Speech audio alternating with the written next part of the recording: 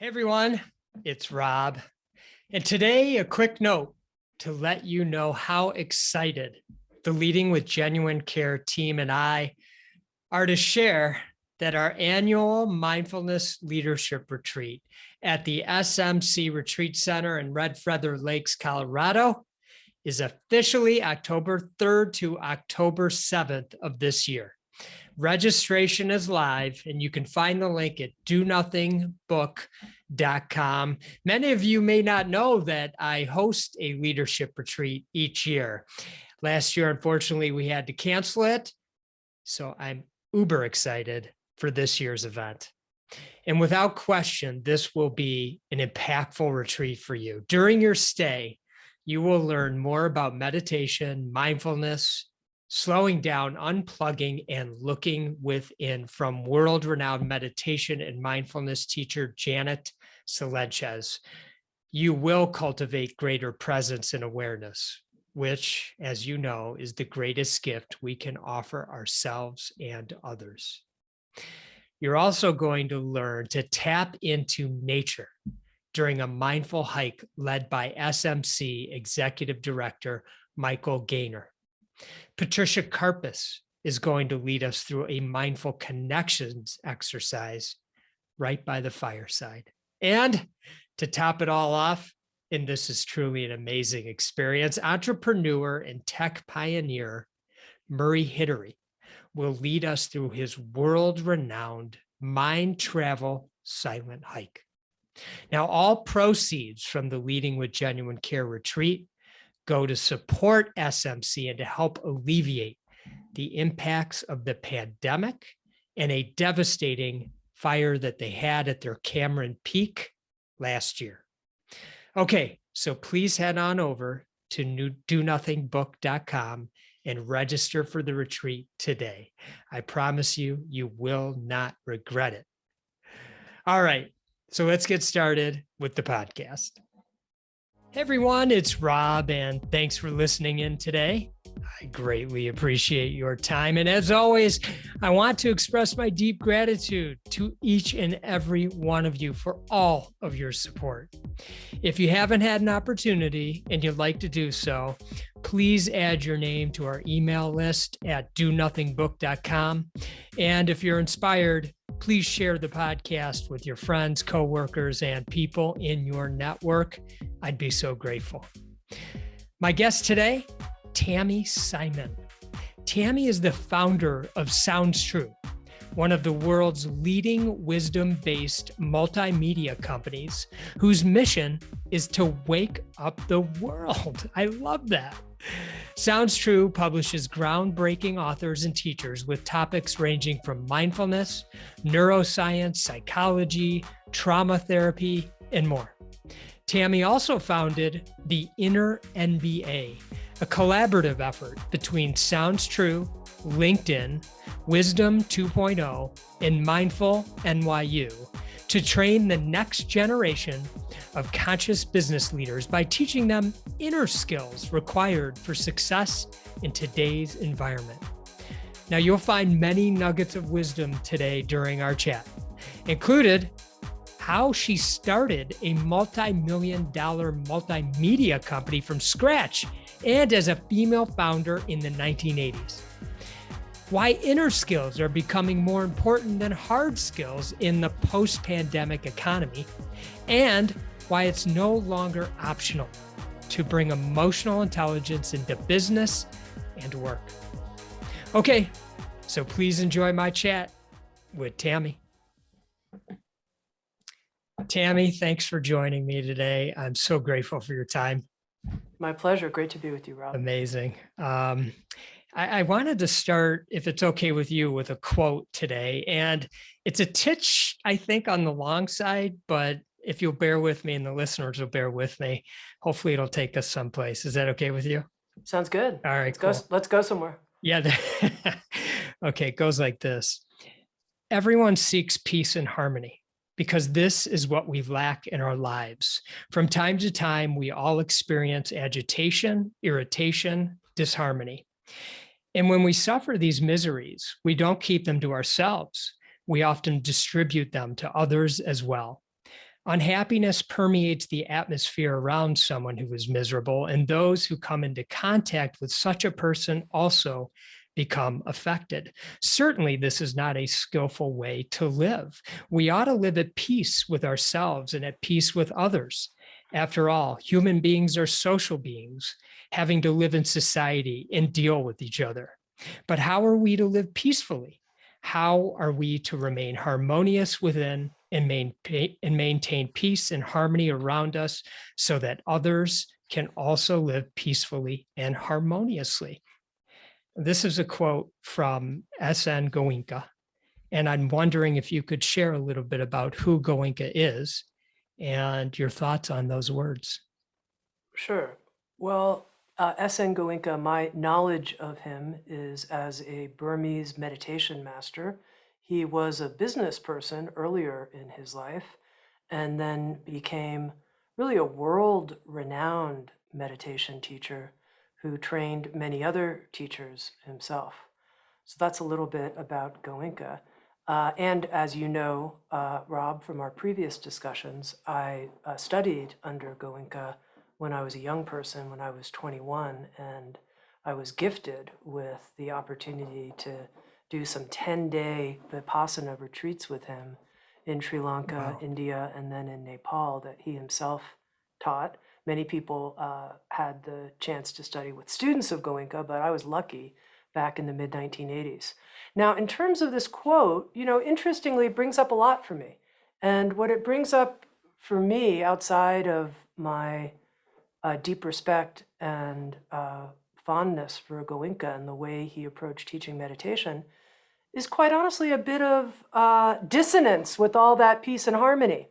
And what it brings up for me is that as much as I think peace and harmony are beautiful qualities of being, and it's beautiful to be able to rest in a peaceful state and to share that harmoniously with other people, what I notice is I don't like privileging certain states of being to the point where it's like you should be peaceful all the time, or when you're working in a work group, you should always be harmonious, or in your marriage, it should always be harmonious. I mean, that's not how my life rolls. And what I found is that if I'm willing to embrace difficulty, conflict with other people, and then work through it, that's important. So yes, get to a peaceful place, but when other things emerge, like we see this differently, I don't feel peaceful right now, honor that. That's important too. That's part of what it means to be alive and thriving and growing,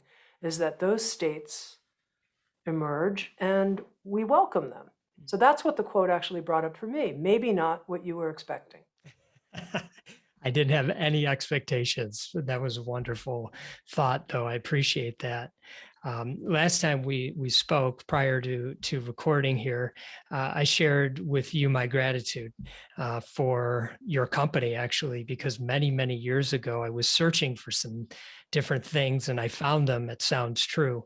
One of those things was the 7 points of posture, which was taught by Reggie Ray on the recording that I listened to and came recommended by one of my teachers. But I'm wondering if we could kind of go back to the beginning and how you started Sounds True and some of the background with that. Sure. Well, in some ways, the meditation training that I did with Goenka was part of the root system that created Sounds True. At that time in my life, I had left Swarthmore College as a sophomore, so at the end of my sophomore year. And I remember when we were asked to declare our major, and I went to the little mailbox, got the form, said, "What's your major?" And I threw it in the trash. And I said, "I'm out of here." Why would anybody interested in studying meditation and mysticism get a degree?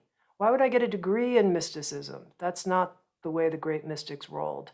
What they did was they followed their heart and their sense of their inner journey. And that's what I felt I had to do. So that took me to Sri Lanka, India, and Nepal for a 1-year sort of inward journey. And at that time, I committed myself fully to taking the practices that I felt I had learned and doing absolutely everything I could to introduce as many people as possible to practices like the ones I learned or anything similar, anything that gave people that same sense of a pathway, an inroad by which someone could come back inside themselves and rest inside themselves and feel that they had an interior access to something like source or inner knowing or confidence that comes from outside of our ego confidence, a different kind of confidence, confidence in our natural being. So I said, I'll do whatever. Use me, universe, use me in whatever way you can to bring these practices and teachings to as many people as possible. But, you know, it was a winding road and in many ways a difficult road because as I returned to America, my parents were like, aren't you going to finish college? And I was like, no, I'm not. And they're like, support yourself. And I was like, okay, I will. But then what was I going to do with myself? And so, you know, Rob, this could be quite a long story, but I'll try to make it shorter, which is I came out to Boulder, Colorado, thinking that maybe I would get a degree and finish my degree as it was so important to my parents at Naropa University. And I would study the psychology of meditation, but I just didn't want to be in school. And so here I am, I'm out in Boulder, I'm not in school, I'm supporting myself, and I start volunteering at the local community radio station and thinking I'll interview spiritual teachers who are passing through Boulder, and that's how I can keep getting the education that I want because I've always been passionate about learning and personal growth. And I thought, I want to keep learning. I can't do it in an academic setting. It just doesn't fit for me at this point in my life. So I'll interview spiritual teachers. So I had an interview show, and one of the people I was interviewing, it was on a topic at the time that I was curious about, which was crystals. He had these huge crystals in his window. I'm talking about like 2 feet tall. And he also had a sign that was a yin yang sign with a dollar sign through the center and the words transformational economy written above the sign. And I was like, what's going on with this guy? I'm going to talk to him. I'm going to interview him. And at that point in time, when I was 21 years old, my father died of a heart attack. And he'd had a couple of previous heart attacks, so it wasn't a total surprise. And when he died, I inherited a small amount of money. And I didn't know what to do with that money. And I went and I spoke to this gentleman that I was getting ready to interview. And part of it is he and I were developing a friendship and getting to know each other. And I said, you know, what should I do with this money? I don't want to put it in the bank. And I don't know what they do. When you put your money in a bank, they invest it in all kinds of things. And, you know, I was young and idealistic. And he said, why don't you put the money into yourself? And there was a pause, and I was like, great idea. But like me and myself, we don't know what we're doing. Like, it's kind of a mess over here, you know? So great idea, but what? And he said, come back in 3 days and we'll talk about it. And then when I walked out of his office, and this is a story that I've told many times, and I can still feel it inside my body as I go to tell you the story now. As I walked out of his office, I suddenly had a very odd experience, which is I felt that I was walking above the ground instead of on the ground. And I was like, this is really weird. And at the time, I was reading a book by Eugene Gendlin on focusing. And I was spending some time and energy paying attention to body sensations. So I was interested in what's going on? What's the felt sense right now? What's going on inside my body? So I'm walking, I'm like, I don't feel like I'm walking on the ground. This is so weird. And, you know, maybe people have had experiences like that when you just feel kind of like a strange elation after a meeting with somebody. So I'm walking above the ground a few feet. That's what it feels like. And I heard a voice, and the voice said, disseminate spiritual wisdom. And I knew that those were my operating instructions to move forward. And that was really the origin of Sounds True. It's a great story. I'm curious early on, what was your internal motivation, so to speak, when you were at school, and the curiosity maybe that you had about something outside of the box that school might have provided for you. Sure. And where was that coming from? Have you thought much about that? Yeah, sure. Well, as a young person, I read some books that made a really big influence on me. Books by Hermann Hesse, specifically Siddhartha and Demian. And I read a book by Alan Watts that I was given called The Wisdom of Insecurity. And those books made a really big impact on me. And in a certain way, I experienced those books as lifelines as a young person, because inside the pages were the kinds of inner reflections and questions and wrestlings and tensions that I was experiencing. And I really didn't know who to talk to about those inner tensions and wrestlings. So I had these, imaginary dialogues with the authors of these books. And that was a signpost for me. It was meaningful for me. And I thought I'd go to college and I thought I'd be a philosophy major because I thought philosophy meant you were studying the meaning of life. And that's what I was interested in. And I think part of it is even just as a young person, I would spend time musing, and probably a lot of people do this actually, but I would spend time musing about things that were a little disturbing. Things like, if I'm part of someone's dream right now, who's the dreamer? And what if the dreamer is part of someone else's dream? And what if there are like 3 levels of dreaming going on? Things like that. Things that would get me into this weird space of infinity that was a little unnerving, to be honest, but I just kind of naturally went there. And I was really interested in knowing, is there life after the body dies? I just really wanted to know the answer to that question. And I somehow thought that if I studied philosophy, that would be what I would be thinking about and talking about and writing my papers about. But when I got to Swarthmore College, I discovered that the philosophy department was about something else. It was more about kind of studying other people's ideas and perennial concepts, and it didn't speak to me in the same way. And quite honestly, I started experimenting with LSD, and not a lot, thank goodness. It only took a few journeys and experiments, and that opened up a huge inner life for me. And that's what I wanted to explore. And that's how I moved over from the philosophy department to the religious studies department, started reading teachings of the mystics, felt at home there, but then decided that an academic pursuit of mysticism wasn't the right fit for me. Mm. Early on, did somebody or something lead you to some of these books that you said you started reading?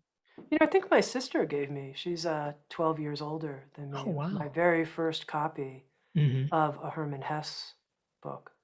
So I think my older sister passed that on to me and thought I would like it. Okay.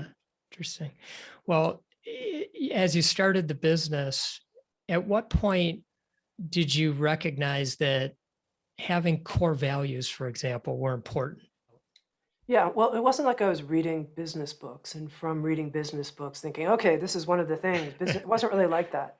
It was more like, what the heck am I doing? What the heck am I doing here? What am I doing? And in reflecting on what I was doing, it was clear to me, and this is way before people started talking about multiple bottom lines in business or anything like that, but it was clear to me that there were 3 things that I was up to as a person. Mhm. First thing I was up to was I had been given these words, disseminate spiritual wisdom, and that's what I was going to do. And I wanted to spend my time, energy, and focus on that.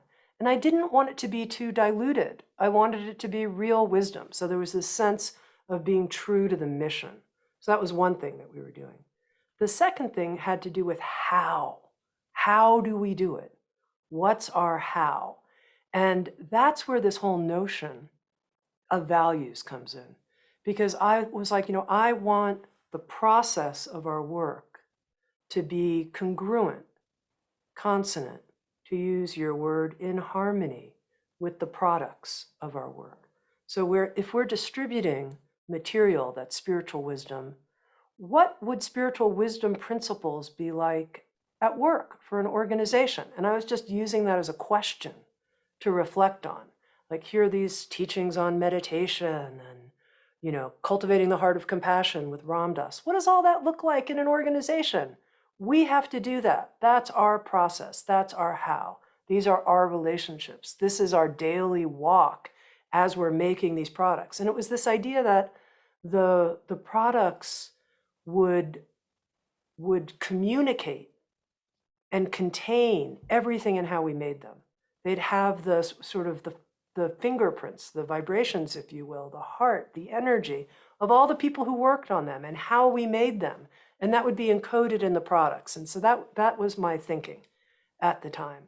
And then the other thing was, it was clear to me that we needed to make money.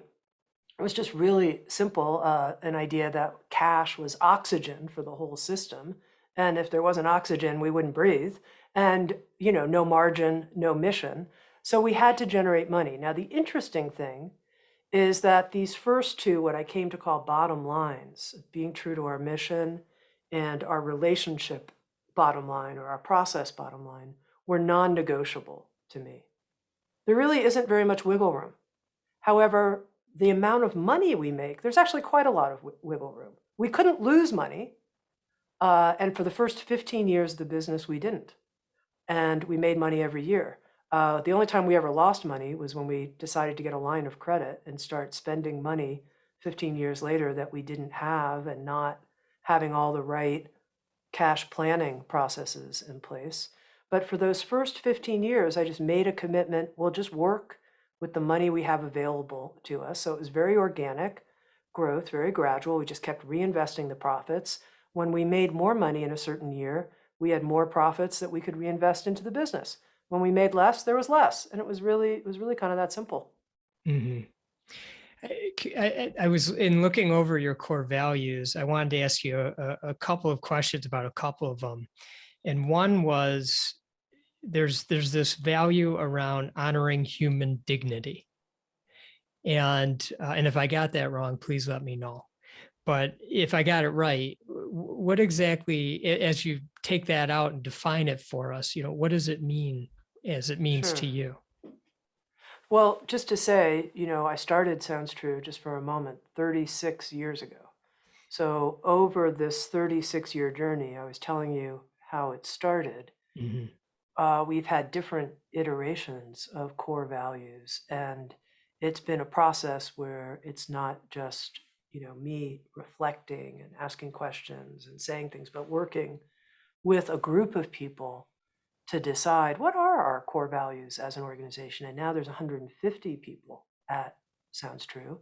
And it's interesting as I talk about working with a group, because that's where honoring human dignity really comes in. It's that each person is unique, one of a kind in their own being, in their diversity at every level. So that's the diversity of their ethnicity, their race, their sexual orientation, all of the qualities and ways that they embody being a unique human being. But there's also diversity of thinking patterns and work style approaches, and all kinds of invisible diversity that you might not see. And to me, when I hear a phrase like honoring human dignity, first of all, what I notice is I sit up a little straighter. Just when I hear that, it feels good. And right here with you, honoring your human dignity, or the person who is listening to this, it's really taking a moment to take in their uniqueness, their originality, their singularity as a human being, and respect that and appreciate that, and know that it's part of what makes a business a really healthy ecosystem, is that you have all these different unique members of the ecosystem, and wanting to create an ecosystem that is truly welcoming, where people feel that they belong in their unique humanity. Yeah. I love ecosystem. That's really a wonderful way to say it. There's another one that I read, which is to commit, truly commit to grow and transform. And I'm Yeah, wondering if you can expand on that as well. sure. Yeah, that's a big one for me, and it might be a little different than most organizations. I don't know how many organizations uh, would have that as one of their core values. And it's a little deeper and more challenging even than just saying we commit to learning, like we're a learning organization, or we value development, human development, and it's a little different, to grow and transform, and especially that word transform. And I think this became such a meaningful idea to me, really based on my intimate relationship life. So I've been in a partnership now for 20 years with a woman named Julie Kramer. And it's a really beautiful marriage that we have. But I didn't meet Julie until I was 39 years old. And when I met her, I started going on a very intensive journey of growth and transformation. And it was obvious to me that I would get the same result I had gotten in previous relationships that didn't work unless I committed to grow and transform. And I was fortunate that Julie has been such a terrific evolutionary partner for me. And she has had this attitude of, I need to grow and transform too. We're both doing this together. It's a journey where we're going to support each other in doing it. And I think many people find this, that their intimate relationship is a kind of crucible. And, crucible is this word where the heat is turned on and something different comes from mixing these different elements. And I see organizational life as also a crucible. I see a lot of the same skills that are needed to be successful in an intimate relationship. For me, this is my perspective, my personal perspective. I'm not saying other people see things this way. It's how I see it. That a lot of those same relationship skills are required to actually be growthful, successful, and flourishing at work. There's a quality with people where you have to let yourself be impacted by the other. Even though I'm the CEO of the company and I could say, we're going to do it my way, it doesn't really get you very far with people, talented people. That's not how they want to work. And I wouldn't want to work that way with somebody. So I get it. And if somebody said, we're, quiet, we're doing it my way, I'd be like, see you later, and to really collaborate with other people, you have to be willing to grow and transform, because people will see the areas that are your blind spots. They'll see your shadow. They'll see where you're not listening, where you're shut down, where you are putting yourself first instead of the organization first. Other people will see that. And if you have a culture that's committed to growing and transforming, they will name it, you'll listen, and you'll commit to a path of growth. And I do think that in an organization can only grow its reach, its business impact, as much as the leadership is willing to grow as humans. So it's part of why it's so important to me. It's also just like a deep value I have, that part of the reason we're here is to be on an evolutionary journey, is to grow as human beings. And I want to work with people who are also committed in that and want to do that work. Mm-hmm. Do you ever feel that part of that journey, as it makes its way into quote unquote business, which is just stuff we're doing as far as the way I look at it, at least, does it slow things down? It both slows things down and it speeds things up. So there are definitely times when it slows things down. I'll give you an example. We worked with an organizational consultant, very talented person, who helped us reorganize our leadership team. And this consultant is very much about efficiency, getting stuff done. What's the quickest way? And after we first worked with him, we used his methodology for our leadership team meetings. but people started reporting that something felt missing in the meeting structure. They were fine with how we reorganized the business, which was the major contribution he gave us, but that there was something, the meeting started feeling dry. People started feeling a little disconnected. And I was like, well, why don't we introduce our old style check-in, which actually takes about 15 minutes, 15, 20 minutes. It's not small for 13 people to No. do it. Wow. Yeah. However, we started doing it. And when we reinstituted that, which is a chance for people to vulnerably share what's actually going on for them in their lives, we rehumanized the meeting. So had we just continued on this other path, on the one hand, it might have been more quote unquote efficient. But I think I could have found people saying, I don't think I'm going to come to the leadership team meeting today because I'm going to make up an excuse. It's not that nourishing to me. So I'm going to say my kid's sick or whatever. Like you don't have and even more than that, if you don't have that relational building with people, you don't have that resource to call on when you need it. And there are times when you need it. There are times when you need to call the people you work with. And this is where it saves you time. And you say, I really need your help with something. I'm really behind. I need to go out of town because my father's ill or whatever. And when you've built that relational rapport, you can draw on that goodwill. Now, there's also another thing.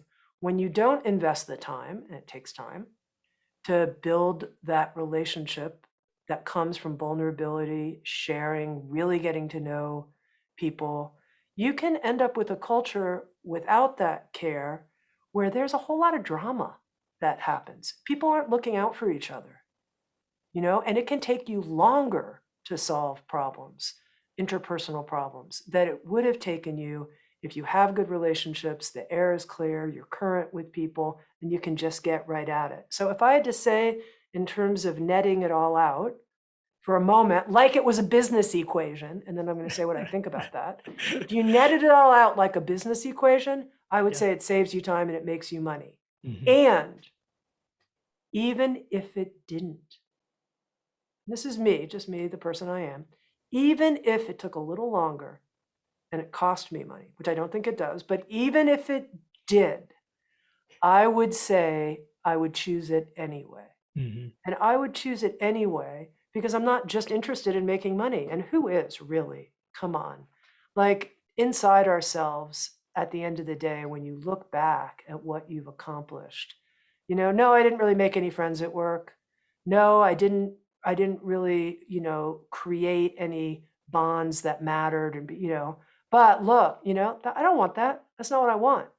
The good news is those the investments you put in those relationships pay you back at every level, many, many levels. It's fulfilling on both sides. Yep, Can you share an example of a check-in that you do for that sure, meeting? sure. I mean, uh, I was in a different meeting where we also do a check-in that we just did today. Yesterday, I talked about how I'd gone on a little weekend journey and how it was the first time I'd traveled since the pandemic and some of what came up for me and how there was parts of it that were challenging for me and that during the pandemic, in many ways, it was easier for me. So to me, the depth at which you share, sometimes people call it like a weather report. Mhm. And I think that's a reasonable way to talk about it. I like to give people some information about where I'm at emotionally so that they know how to read my signals. So if I'm edgy, I try to give them a little context. And if I don't want to share the whole story, at least I say, I'm feeling edgy and this is why. And that way people have a better understanding when they share their idea, your response, what's actually going on with so-and-so. Oh, I remember during their check-in, they shared XYZ. So it's really, here's where I'm at emotionally right now. Mhm. Here's my inner weather. Mhm. That's great. You practice some forms of open book management, if I have that right. I remember you sharing a bit about that. And I'm curious, how has it been useful, or has it not been useful to the team members at the company? Yeah, well, remember I talked to you about how we were profitable for 15 years and then we lost a lot of money. And so in that year that we lost a lot of money, I uh, was trying to understand, how do I not do that again? And at that point, I read the book on open book management. I think it's by Case. Mhm. And what the book shared was how important it was for everybody at the company to have accurate financial information so that you can, as a group, steer well together. And that was a really important concept for me, because when we lost $750,000 in 1 year from this line of credit, I felt terrible. I had to go through 2 rounds of layoffs. Never did that before. And I felt like, wow, Tami, you made a bunch of bad decisions and then a bunch of people suffered. You don't want to ever do that again. And one of the best ways to never do that again is get more eyes on the books. Get everybody say, no, let's not hire any more people right now. Look what's going on, Tami. So I did it as the motivation was, let's all know what's going on here so we can collectively steer intelligently together so there can be a deep understanding. And what I also discovered is that a lot of people don't have either a natural affinity for the numbers, looking at balance sheets, et cetera, and that they're actually interested more in a simplified story and simplified numbers that give a basic picture of where the business is at and what's happening. Now, of course, we have a team of people on our finance team who are, looking under every rock. But in terms of the communication with the whole company, we share our major budget targets for the year, along with the key drivers that are going to support them. And then on a regular basis, on a monthly basis, we report on how we're tracking.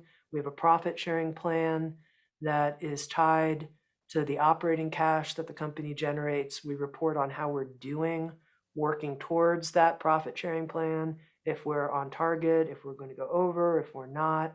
And so it's pretty high level in terms of the open book approach, but there is a sense that everybody's included in knowing, understanding the financial health of the business. Mhm. Can you talk a bit about your experience with employee stock ownership plans, or some people know it's Yeah, ESOPs, and how you had one, and just sure, if you could share the experience sure. about that. Well, it's interesting talking to you is I'm seeing how influential books have been in my life. Aha, and she publishes them. Another. Right. Interestingly, but I don't know why I've never really thought about how much I've been impacted by certain books. So I was in the bookstore. I don't think I was looking for anything in particular, and I saw a book, and it was called The Ownership Solution. And I was like, "Huh, that's interesting. I have a problem. Maybe this book will help me." And the ownership problem that I felt I had was that it just, in a certain way, it didn't feel right to me that I owned all the equity in the company. Yes, I took that initial money that I inherited from my father, $50,000, which in today's world, that was back in 1984. In today's world, that might be $200,000, something like that. I put that initial money into the company. I kept reinvesting it. So a lot of founders of companies would have taken a lot more cash out of their businesses all those years, and I never did. I just plowed it back in. So the thing kept growing. But there was still something about it. I was like, in a certain kind of way, I feel like a steward. I feel like a steward. I don't quite feel like it's right. But at the same time, I don't know. Okay, so that's what attracted me to this book, My Problem. And so Ownership Solution. And I read it and I was like, ESOPs are the way to go. We set it up. We set up an ESOP. And I was like, this will be, we will have a powerful employee stock ownership plan. And at one point, up to about 20% of the company was in the employee stock ownership plan. And yet what I noticed was that it was a very expensive program to maintain.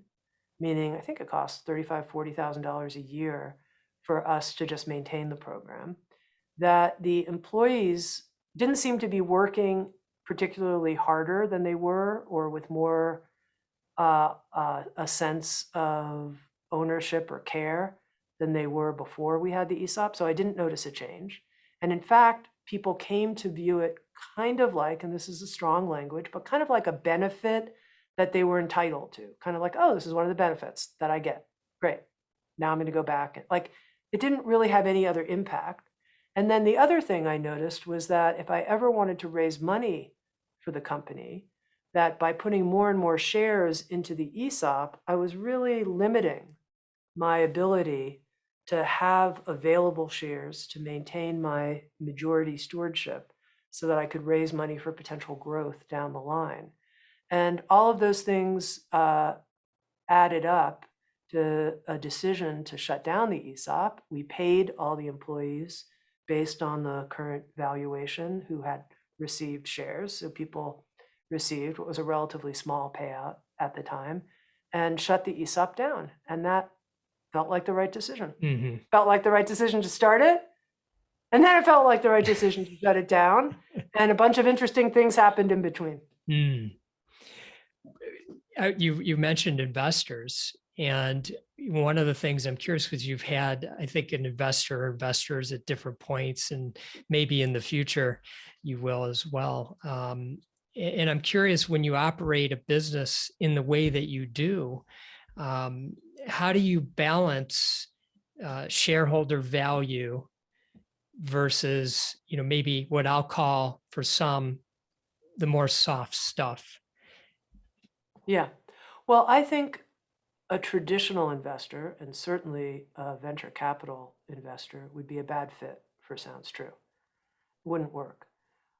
We're the only real investor that the company ever had of any significance was a true angel aligned with what we were trying to do in the world, who, when we talked early on, said, I'd be doing this if you guys were a nonprofit. I'd be writing. I'm like, oh, you're my kind of investor. And it's unusual. It's unusual. Now, the interesting thing is there are investors out there. You mentioned maybe in the future, and I am in discussion with some new angel investors. And they also have the same sense of, no, economic motivation is not what we're doing, and it's not why we're investing in Sounds True. This very well may turn out to be a good economic investment, but that's not our motivation.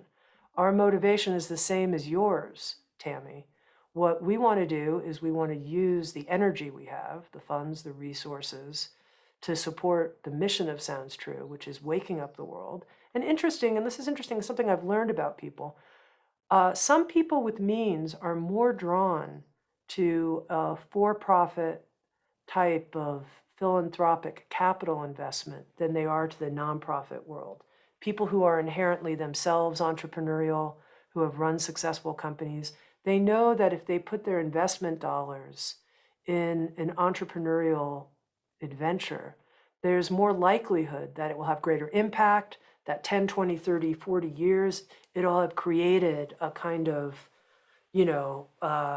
I don't know, sometimes it feels like a perpetual motion machine on the Yeah. inside, but you kind of get the feeling, like, put the Mhm. money into a company that can really scale, that can grow, that can have a lot of impact, and has the value system and the reason for being, its goal, is deeply aligned with the values of the human heart and a regenerative future for all of us. That's actually more attractive to certain entrepreneurial types of people than a nonprofit might be. They're like, oh, I love this. I want this. So Mhm. I think for people who have that kind of spirit, there are investors. Now, interestingly, I'll just share this with you because I think it's kind of funny. I was talking to some people who have started a company that supports the creation of purpose trusts, which I don't know how much you know about this. It's a very interesting kind of stewardship model. Mhm. And I was sharing with them that one of the concerns someone on our finance team shared with me is that it would be harder to find potential investors who are interested in an eventuality where a company becomes a purpose trust. Purpose trust means the company becomes owned, you ready for this? Not by anybody, not by the employees, not by the founder. The company is owned by its purpose. It is just supposed to actualize and make good on its purpose document. And yes, you can sell as an investor your shares to this trust, but you're not going to get the same kind of valuation you would in an open market with a unicorn VC company that's, no, it's not going to be like that. But you can get a return of some kind. And I said, so one person on our finance team said, I'm afraid there aren't going to be as many investors interested if we go the purpose trust route as a company. And I said, it's kind of like when you're attracted to bald men. This is the metaphor that came to me. There aren't as many to choose from, but it's easy to find them. And she's like, can I use that? Can I write that down? Can I use that? I'm like, you can use that anytime anybody asks you. So I think it's also true just in general with a company like Sounds True, whenever it comes to finding potential angel investors. There aren't as many, but you can find them. They're easy to spot. They're easy. They're a few steps away. And you attract, that's who you attract because your energy is that way. So, you've been on the forefront of a lot of really interesting ways of thinking about business. I was thinking a lot about that when I was preparing. And one of those things, in some ways, sadly, is diversity within the workplace. And I say sadly because, all of us wish it would not have to get to a point like it's gotten where, there's great awareness about that right now more than ever. And I'm just wondering if you can share your experiences with how you created that kind of workplace and that openness, and maybe a nugget of wisdom or two that we all might be able to take away from that. Well, the first thing I want to say is this is a journey we're on, it Sounds True. So this is not an area where I feel we've realized our potential at all. So it's a journey, and we're in the beginning phases of that journey. And I have a lot of gratitude to one of the members of our leadership team who a couple years ago started working on DEI efforts within our author base and said, this doesn't work that we keep publishing the same types of authors within the white wellness world. We have got to reach out. We've got to start. She started doing a lot of research. She started doing a lot of proactive letter writing to possible authors. And she also brought forward to our 13-person leadership team a recommendation that we begin a whole diversity, equity, and inclusion training process at the company. And this was about a year before George Floyd was murdered. So it wasn't that long before, but she got our company on that track and saw the need. And I followed her lead, but she really gets credit for the leadership. So I think one nugget of wisdom for anybody would be, and this is, honoring human dignity and honoring the tremendous intelligence of whomever you work with and the group that you work with, and letting this bubble up and impact you. So I don't know, Rob, if I'm doing a good job of answering your question. We're in an entire training process now where we're working with a company called TMI and Dr. Tiffany Jana.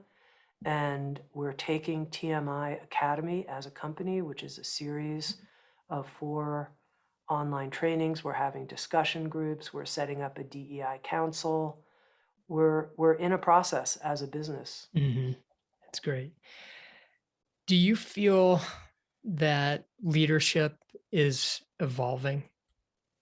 God, I hope so. I mean, I certainly hope so.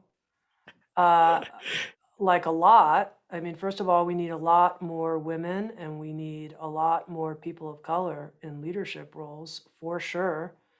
I think I read some statistic not that long ago that only 4% of CEOs are women. That's a problem. I hope that evolves. I Mhm, hope that changes. It's a real problem.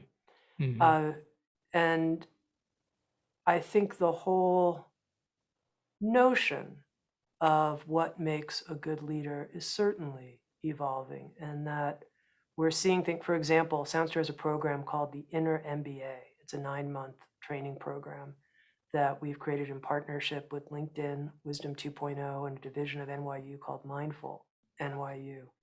And one of the faculty members for this program is a gentleman named Ed Hess, who is from the Darden School of Business at the University of Virginia. And he wrote a book called Humility is the New Smart. And he wrote this book for leaders, for leaders. And so the whole notion of the ego champion hero on the white horse, the fabulous CEO, oh, just so happened they died at 52 of a heart attack, whatever. That whole notion, I hope, is starting to recede into history. And instead, what's coming forward is this quality of humility and the intelligence that comes with saying, I'm kind of good at a couple things, and I'm really not very good at all these other things. And I'm going to make sure I surround myself with people who are really good at all these other things, and then I'm going to listen to them. And I'm going to do the things I'm good at. There's a couple things I'm really good at. And, yes, a leader needs to hold the integrity of their brand and then empower the people around you so that you're a group of rock stars, not some CEO rock mhm, star. mhm.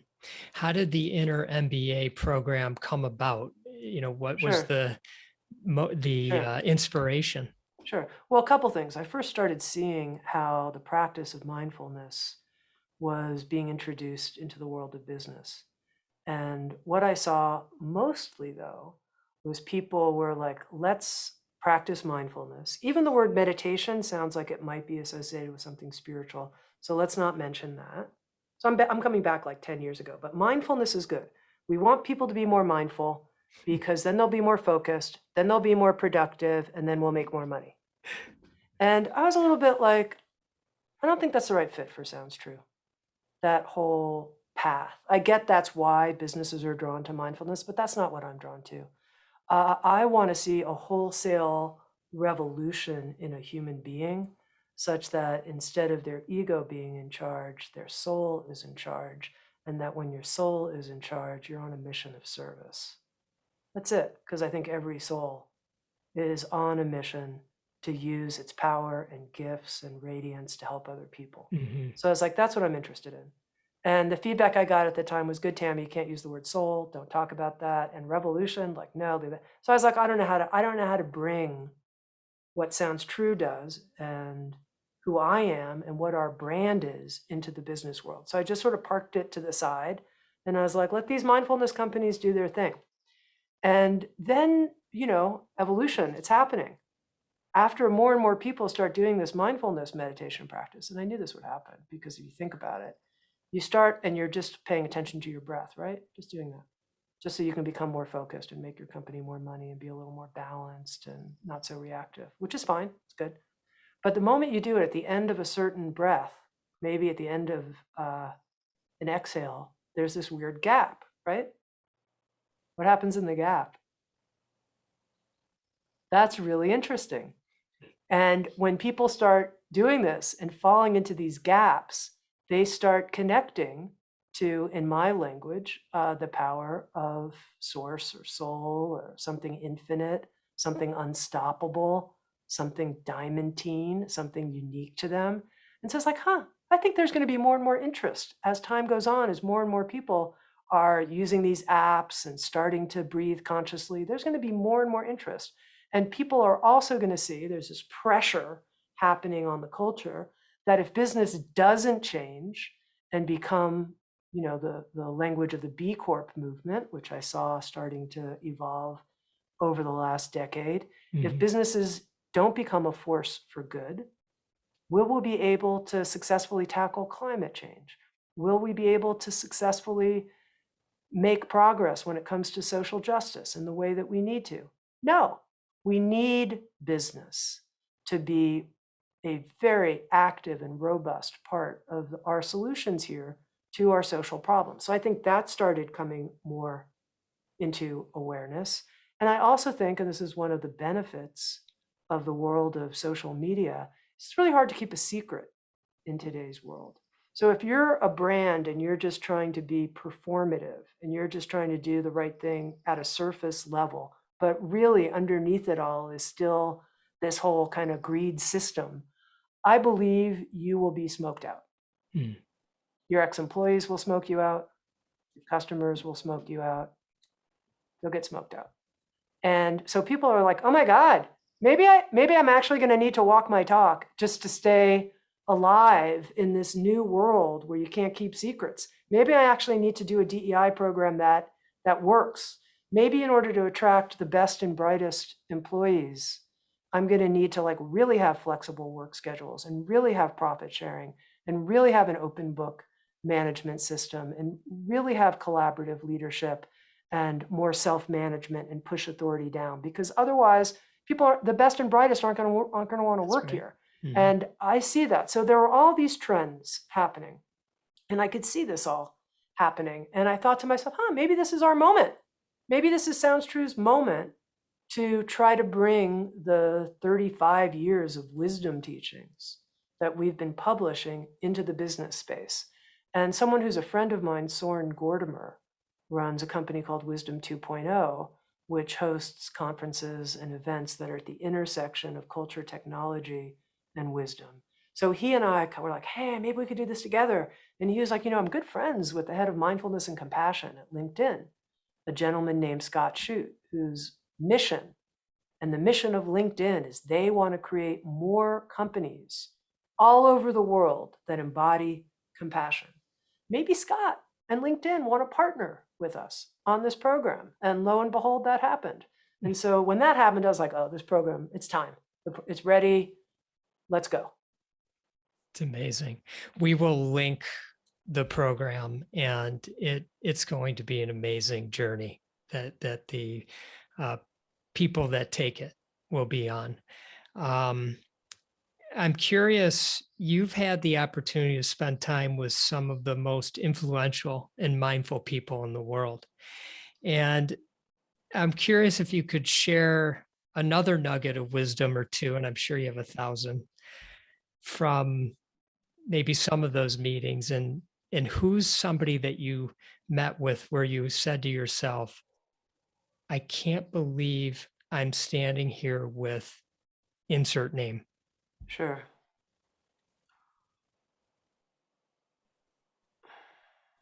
Well, of course, there's so many people that I've had the great honor and pleasure to work with. But what comes up for me as you ask the question is it's not so much because they had a certain kind of status or even because of their teachings and the value and import and depth of their teachings. At the end of the day, for me, when I think of like what's really meant the most to me, it's that there have been a couple friendships that have evolved with certain authors. And those friendships for me have meant everything because they're relationships, and they're complicated. They're not just like a regular friendship. It's like a friendship and author relationship with a publisher. And so it has its own kind of complexity and thing. But, I mentioned when I was a young person and you asked like, who gave you the books? And there was this implied, like, did you have anyone around you that, me and the books were talking to each other. That's all I had. No, I didn't have anyone that I could really talk to. And then here I am, and that loneliness in me was met by connecting with some really deep souls and people who I could have the kinds of conversations with that gave me a sense of like a full meeting.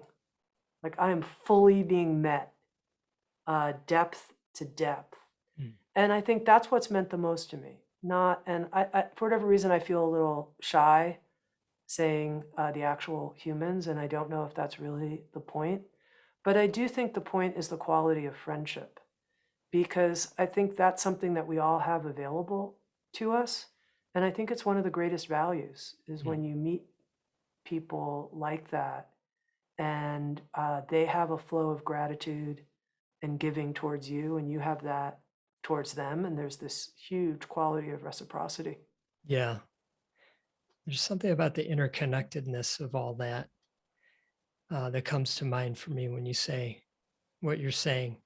And I appreciate that it really has to do with less about the status of a person and more about what becomes of the relationship. Yeah. Even and sometimes it might even be just a short interaction that's Yep. meaningful. I just thought I'd end, but this could be a tough question because I feel like All you right, probably good. I feel like you probably have a lot of Let's have a tough question. it's an easy question, but it might be a hard one to answer because I feel like you probably have many answers to it. But do you have a favorite book or recording in the Sounds True library? No. Okay. I knew that was going to be well, I guess it's not a hard answer because, how about a